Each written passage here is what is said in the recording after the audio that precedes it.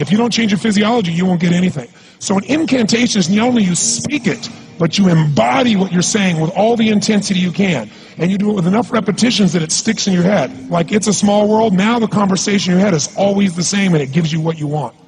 So you use your body and your voice. So 17 years ago, I started doing things. I was working for Jim Rohn, this speaker, and I was 17 years old.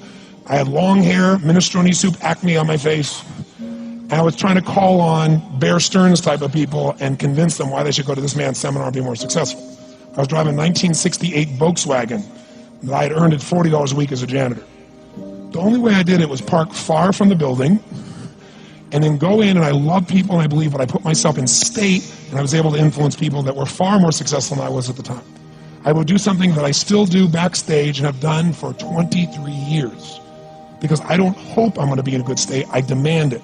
So I do an incantation using my whole body. I'd say, I now command my subconscious mind to direct me in helping as many people as possible alive today to better their lives by giving me the strength, the emotion, the persuasion, the humor, the brevity, whatever it takes to show these people and get these people to change their lives now. And I would do that literally driving in my Volkswagen to a meeting in LA on the freeway for 40 minutes. People are looking at me, I'm screaming at the top of my lungs. They're going, I know he's a serial killer, I know he is. But by the time I entered that room, when two people meet, if there's rapport, the person who's most certain will always influence the other person. And I was totally certain, and they were trying to get revved up to certainty. Do you agree with this, yes or no? I do another one because I was poor. I changed my mindset. I kept doing things, but I never got beyond it. I'd say God's wealth is circulating in my life. His wealth flows to me in avalanches of abundance. All my needs, desires, and goals are met instantaneously by infinite intelligence, for I'm one with God and God is everything. And I would imagine the abundance of my life, and I would feel so grateful. And a year later, I went from making $38,000 a year to making $1 million a year in 1 year. How do you get better? How do you know, listen, I was good today, but I want to be great? What are the metrics you use? I mean, is there data you get back? How do you improve? Well, we have all the social media data, which we use big data to take a look at, but I also look at it individually because there's nuances that you pick up in that way. So I feed that, look at that. But my biggest piece is watching the audience, and then, every day of my life I get feedback. I'm walking down the street, a dozen people come and tell me these beautiful stories, how their life has changed. And very much like she shared earlier, they'll give me way too much credit. So I always straighten out and go, look, you did this, I'm glad I got the help. And I try to keep that balance with everybody. But my measurement is both emotional state impact as well as execution. Did they lose 20 pounds? Did they go turn their business around? My business is organized around, I really want to help people improve all the areas of their life, but there's about 7 that matter the most. It's your body, it's your emotions, it's your relationships, it's the way you manage time, it's finances, it's your work, and it's the spiritual side of life. And so what I spent my life doing is modeling people that are the best in the world. You find a couple who've been together for 65 years in their 80s, late 80s, and they're still making love and passionate, not just hanging out. They're not lucky, they're doing something different. So I'm constantly finding those patterns so that hopefully I can compress decades into days. I can learn from those decades of life experience, save it, bring the answer here to myself and others, and see a measurable impact.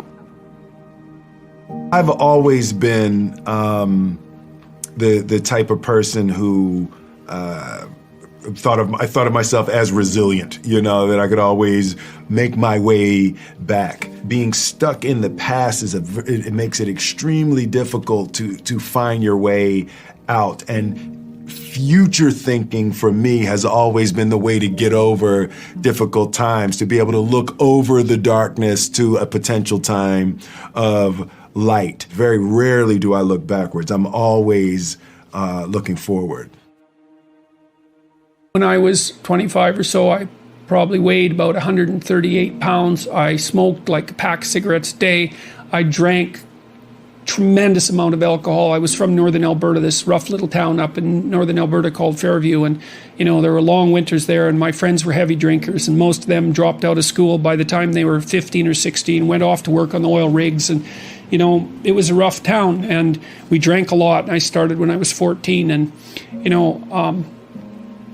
so I had a lot of bad habits, let's say, and things and I wasn't in great shape physically, and I was also still intellectually obsessed as I am now, and so that would have been that would have been in 85. But I decided around then, about 85, 84, something like that, maybe a little earlier, that I was really going to try to get my act together. And so I started doing that. First of all, I quit smoking. Well, that took a long time because I eventually had to quit drinking too in order to quit smoking. And I started working out, started playing sports, which I'd never done. I had a fine time when I was a kid, but I needed really to get disciplined. And I had to do it because I was working on these hard problems that I've been discussing with all of you, and I've been working on them really, obsessively since I was probably about 18, maybe even earlier than that. And got to the point around 25 when I was in graduate school trying to get my PhD, so doing all my research. Like, I published 15 papers by the time I graduated with my PhD, which was by a fairly large measure the most papers that any graduate student at that time had ever published at McGill. I think that's right. It might have been twice as many, or maybe twice as many, maybe even 3 times as many. And at the same time, I wrote Maps of Meaning, which was a terribly difficult thing to do, because I was writing about 3 hours a day doing that, and I couldn't do all that and continue with my misbehavior, my sort of, my what would you say, my hedonistic, my massive hedonistic consumption of alcohol and all of that. I just couldn't keep it up, and also work seriously on the issue.